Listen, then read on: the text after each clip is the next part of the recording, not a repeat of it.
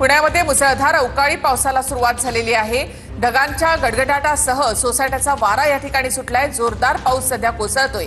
पुण्यातील विविध भागांमध्ये सध्या काळोख पाहायला मिळतो। जोरदार पाऊस या ठिकाणी सुरू आहे। पुण्यातली ही दृश्य आपण या ठिकाणी पाहतोय। पुण्यामध्ये मुसळधार पाऊस होतोय।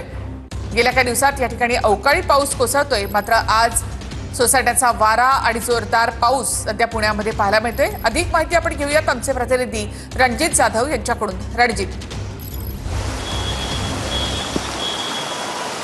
निखिला, आता आपण जेएम रोड म्हणजे पुण्यातील मुख्य रस्ता जो आहे तो या ठिकाणी पाहू शकतो की कितीपर्यंत पाणी जे आहे ते आपण रस्ता आणि फुटपाथ जो आहे तो एकच झालेला पाहायला मिळतोय। आपण पाहिलं तर पुणे शहर हे स्मार्ट सिटी म्हणून या ठिकाणी गणले जाते। त्या स्मार्ट सिटीमुळे अनेक ठिकाणी जे आहेत ते अशाच पद्धतीने सिमेंट कॉन्क्रीटचे रस्ते जे आहेत ते झालेले आहेत।